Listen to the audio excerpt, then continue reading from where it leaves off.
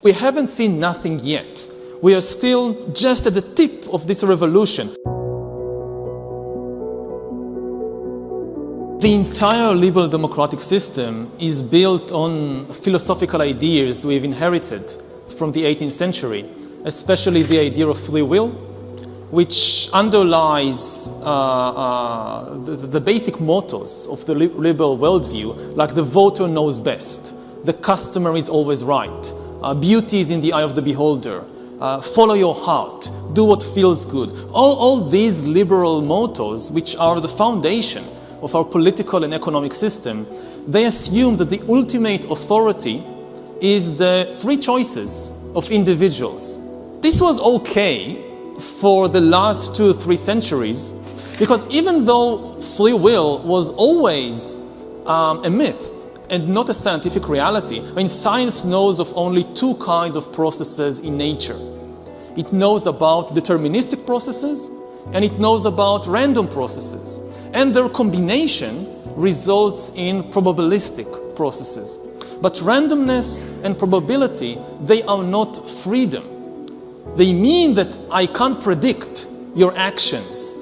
Now, up till now in history, the humans were so complicated that from a practical perspective, it still made sense to believe in free will.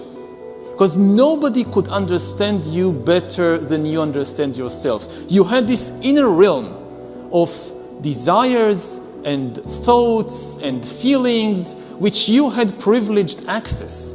The privileged access now belongs to corporations like Google.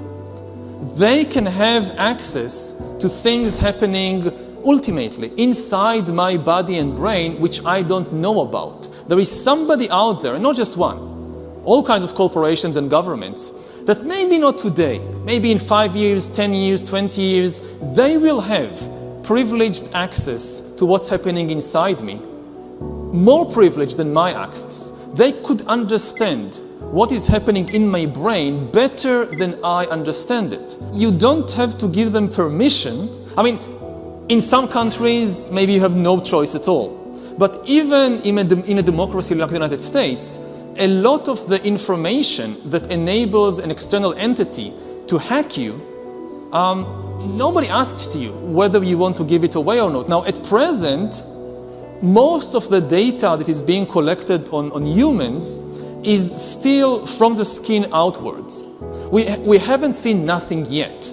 We are still just at the tip of this revolution, because at present, whether it's Google and Facebook and Amazon, or whether it's the government or whatever, they are trying to understand people mainly on the basis of what I search, what I buy, where I go, who I meet. It's all external.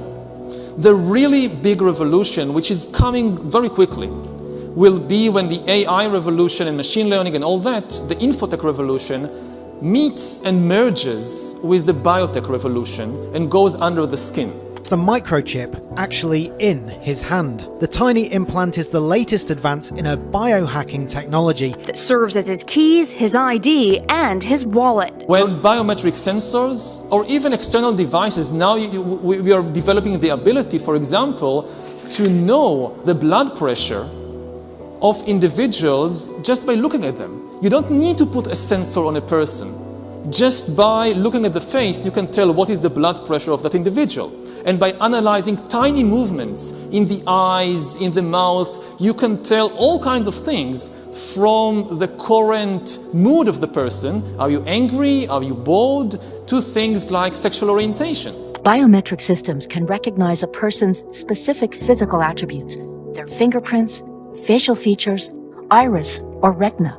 The technology is already used around the world. So we are talking about a world in which humans are no longer a black box. Nobody really understands what happens inside, so we say, okay, free will.